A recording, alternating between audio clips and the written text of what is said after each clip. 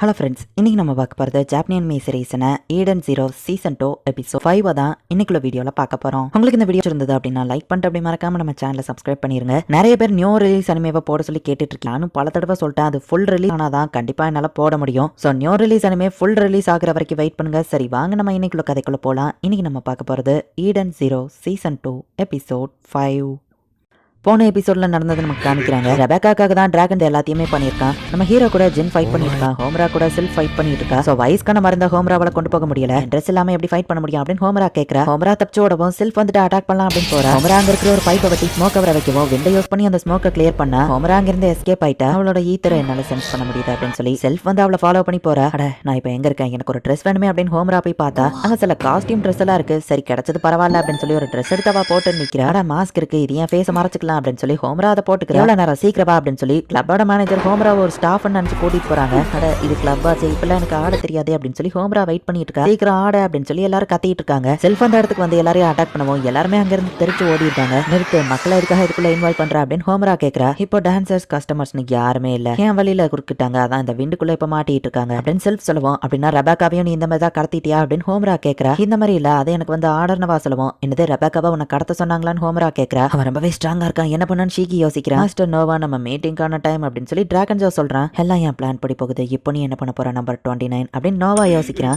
60 நாள் டார்ச்சர் பண்ணாம இருந்ததுக்கான காயின் அவன் கசக்கி போட்டு டைச்சி வந்து ரெபேக்காவை டார்ச்சர் பண்ண ஆரம்பிக்கிறான். ரெபேக்கா உடம்பு ஃபுல்லா வேர் மாதிரி போகுதா, அவ வழியில துடிச்சிட்டு இருக்கா. இந்த வேர் போகிற எல்லா இடமும் உனக்கு பயங்கரமான வலியை கொடுக்கும், அப்படிதான் இன்னும் கத்து அப்படின்னு அவன் சொல்றான். ரெபேக்கா கண்ணீரை யூஸ் பண்ணி லாக்னா அவளை தனியா மாத்திட்டு அவளை ஹர்ட் பண்ணக்கூடாதுன்னு பாஸ் சொல்லியிருக்காருல, பாஸ் இதை சொன்னா என்ன ஆகும் தெரியும்ல அப்படின்னு லாக்னா கேட்கறான். ஐயோ சொல்லிடுறது, இது சீக்கிரட்டா வச்சுக்கோ, உனக்கு சாக்லேட் சொல்லி டைச்சி கேட்கறான். இங்க ஹோம்ரா வந்து ஃபைட் பண்ணிட்டு இருக்கா. அந்த பாக்ஸை வந்து ஒரு இடத்துல விட்டுருதா, அதை நான் எப்படியாச்சும் வாய்ஸ்க்கு டெலிவரி பண்ணணுமே அப்படின்னு ஹோம்ரா வந்துட்டு நிறைய ஸ்வாட வச்சு அட்டாக் பண்றா. பட் சில்க் வந்து அது எல்லாத்தையுமே ஈஸியா தடுத்துட்டு இருக்கா. இவளுக்கு கண்டிப்பா ஏதாச்சும் ஒரு வீக்னஸ் இருக்கும் அப்படின்னு ஹோம்ரா யோசிக்கவும், உன்கிட்ட தான் நிறைய வீக்னஸ் இருக்கு, உனக்கு இந்த பாக்ஸ் முக்கியம் இல்ல, அதை எடுக்க போகவும் ஹோம்ரா அதை எடுக்க வர ஹோம்ராவை அட்டாக் பண்ணி அந்த வெண்டிலாவில கேப்சர் பண்ணிட்டு மாஸ்டர் டிராகனுக்கு முன்னாடி யாராலையும் ஜெயிக்க முடியாது அப்படின்னு வா சொல்றா. சைபர் வந்து வயசை பார்த்துட்டு இருக்கான். அப்ப திடீர்னு சைபர் இடத்துக்குள்ள ஆளுங்க வராங்க. எலமெண்ட் ஆஃப் ஃபயர் ஆன ஃபே தான் அந்த இடத்துக்கு வரான். யோ கிளவா, என்ன எதிரிக்கு சப்போர்ட் பண்ணிட்டு இருக்கியா, அவனை நான் தூக்கிட்டு போறேன் அப்படின்னு சொல்லுவோம். ப்ளீஸ் இவன் சின்ன பையன் விட்டுரு அப்படின்னு சொல்லி சைபர் சொல்றான். நான் யாரையும் கொல்லக்கூடாதுன்னு நினைச்சேன், ஆனா நீ ஒரு துரோகி அப்படின்னு சைபராவை அந்த இடத்துல போட்டு தள்ளுறான். உன்னை உயிரோட கொண்டு வரணும்னு சொன்னாங்க, பட் உன்னை நான் சாகடிச்சிருவான்னு நினைக்கிறேன் அப்படின்னு ஜின் சொல்லவும் ஹீரோ எந்திரிச்சு நிக்கிறான். இவனுக்கு ஓவர் டிரைவை யூஸ் பண்ண முடியுமா அப்படின்னு சொல்லி அவன் ஷாக் ஆகிறான். ரெண்டு பேரும் அவங்க ஃபுல் பவரை யூஸ் பண்ணி அட்டாக் பண்ண போனா இவங்க ரெண்டு பேரும் டிராகன் ஜோ அசால்ட்டா வந்து தடுக்கிறான்.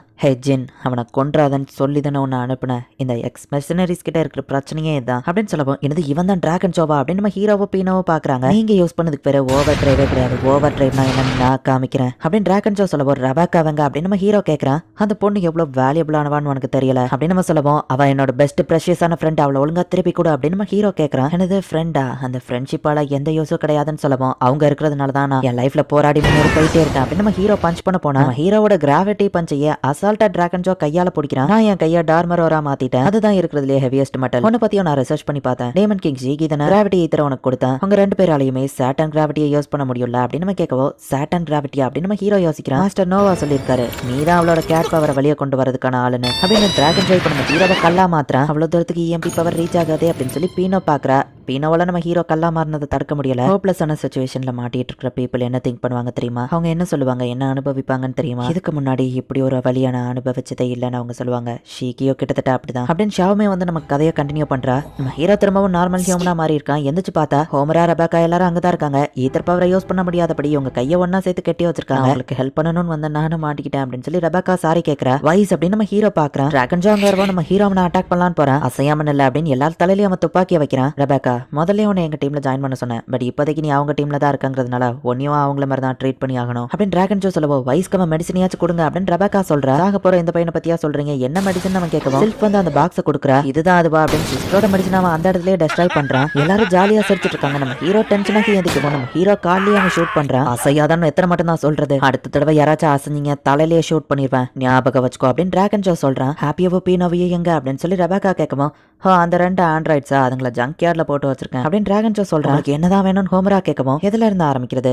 என் பெர்மிஷனே இல்லாம நீங்க என் ஷிப்குள்ள வந்தீங்க, எனக்கு குறைச்ச இடம் போட்டது நீங்க பண்ண பெரிய தப்பு, ரூல்ஸ் நீங்க பிரேக் பண்ணிருக்கீங்க, அதனால தான் நான் உங்களை பனிஷ் பண்ணிட்டு இருக்கேன் அப்படின்னு நம்ம சொல்லுவோம். ஆனா நீ தானே ஈடன்ஷிப்பை ஃபர்ஸ்ட் ஃபாலோ பண்ணி வந்த அப்படின்னு ரெபேக்கா கேட்கறா. அதை பத்தி நம்ம அப்புறமா பேசுவோம், ஃபர்ஸ்ட் பனிஷ்மெண்ட்டை பத்தி பேசுவோமா. பனிஷ்மெண்ட்னா நான் எந்த பீப்புளையுமே ஃபர்ஸ்ட் கொல்ல மாட்டேன், ஏன் தெரியல ஹியூமன்ஸ்க்கு கூட சில இடங்கள்ல வேல்யூ இருக்கும், சோ அவங்களை கொல்றது வேஸ்ட். நீ குரானாயோட பொண்ணு தானே, உங்க அம்மா கடன் அடைக்க நல்லா பண்ணா தெரியுமா, உன் பாடி வர எங்க நல்லா இருக்கு, உன்னை வச்சு நிறைய காசு பார்க்கலாம் அப்படின்னு டிராகன் ஷோ சொல்லவும், நீ என்ன சொன்னாலும் நான் செய்யறேன், ப்ளீஸ் அவங்க எல்லாரையும் உயிரோட விட்டுரு, உனக்கு நான் தானே தேவை, மத்த எல்லாரையும் விட்டுரு அப்படின்னு ரெபேக்கா சொல்றா. ரெபேக்கா நான் உன்னை விட மாட்டேன் அப்படின்னு நம்ம ஹீரோ சொல்லவும், ரூல்ஸ்னா ரூல்ஸ் தான், நீ அபிஷியலா எங்க டீம்ல இன்னும் ஜாயின் பண்ணல அப்படின்னு டிராகன் ஷோ கேட்கவும், என் ஃப்ரெண்ட்ஸ்க்கு ஹெல்ப் பண்ண நான் என்ன வேணா பண்றேன் ரெபேக்கா சொல்றா. வயசோட ஈத்தர் கியரை யூஸ் பண்ற அந்த கையை வெட்டுங்க அப்படின்னு நம்ம சொல்றான். இப்ப அந்த ஃபேவன்ஸ் வயசோட கையை துண்டா வெட்டி எடுத்துருதான். வயசு வழியில இப்ப பயங்கரமா துடிச்சிட்டு இருக்கான். வழியில எப்படி துடிக்கிறான் பாரு அப்படின்னு சொல்லி டிராகன் ஷோவும் மத்தவங்களும் சிரிக்கிறாங்க. இந்த மயங்கி டைம் இன்னும் சத்தமா அழுவான்னு எதிர்பார்த்தேன் ஃபே சொல்றான். எல்லாத்தையும் பாக்குறதுக்கு ஜின்க்கு சுத்தமா பிடிக்கல. சோ அந்த இடத்துல இருந்து அவன் கிளம்புறான். பிரதர் நானும் வரேன் அப்படின்னு செல்ஃபா அவன் கூட போயிருந்தா. அவனை மெடிக்கல் ரூமுக்கு கொண்டு போக அவனை சாக விட்டுறாதீங்க அப்படின்னு டிராகன் ஷோ சொல்றான். சோ வயசு அங்க இருந்து கூட்டிட்டு போறாங்க. ரெபேக்கா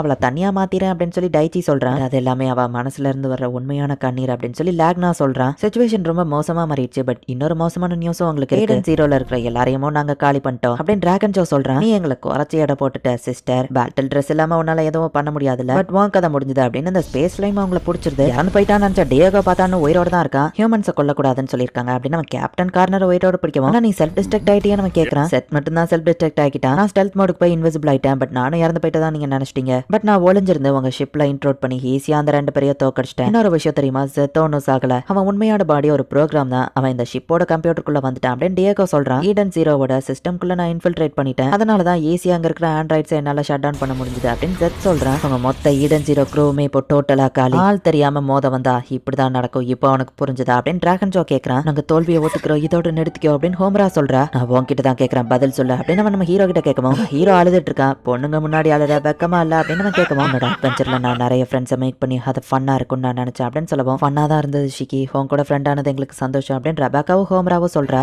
ஒரு நாள் நான் உன்னை தோக்கடிப்பேன், அப்போ நீ யாரும் கூட இல்லாம தனியாலா நிப்ப, அப்போ நான் உன்னையும் என் ஃப்ரெண்ட் ஆக்க வேண்டாம் அப்படின்னு நம்ம ஹீரோ சொல்லுவோம். அந்த ஒரு நாள் வர்றதுக்கு வாய்ப்பு இல்லை அப்படின்னு நம்ம ஹீரோவோட தலையா அந்த இடத்துலயே ஷூட் பண்றான். ரெபேக்கா அண்ட் ஹோம்ரா கண்ணு முன்னாடியே நம்ம ஹீரோ இப்ப இறந்து போறான். நான் ஹியூமன்ஸை கொல்ல மாட்டேன் தான், அதுல ஒரு எக்ஸெப்ஷன் இருக்கு. எனக்கு தலை வணங்கி அடிபணிஞ்சு போகாத ஒருத்தன் ஹியூமனே இல்ல, அவங்கெல்லாம் எனக்கு ஒரு பூச்சி மாதிரி நான் கொன்றுவேன் அப்படின்னு சொல்லி டிராகன் ஷோ சொல்றான். நடக்க கூடாது ஷீக்கி, எங்களை விட்டு போகாத அப்படின்னு சொல்லி ரெபேக்கா அலறா. அக்டோபர் 7 காஸ்மிக் எரா 492 அந்த நாள் ஷீக்கி இறந்து போயிட்டான். பட் ஸ்டோரி கண்டினியூ ஆயிட்டு தான் இருக்கு அப்படின்னு ஷாமே சொல்றா. ஷீக்கி இறந்து 7வது நாள் அப்படின்னு காமிக்கிறாங்க. இந்த இடத்துல இந்த எபிசோட் முடியுது. நான் கூட ஒருவேளை இது எதுவும் கனவா இருக்குமோ அப்படின்னு சொல்லி தான் நினைச்சேன். பட் இது எல்லாமே ரியாலிட்டியில நடக்க, உண்மையிலேயே நம்ம ஹீரோ இறந்துதான் போயிட்டான்.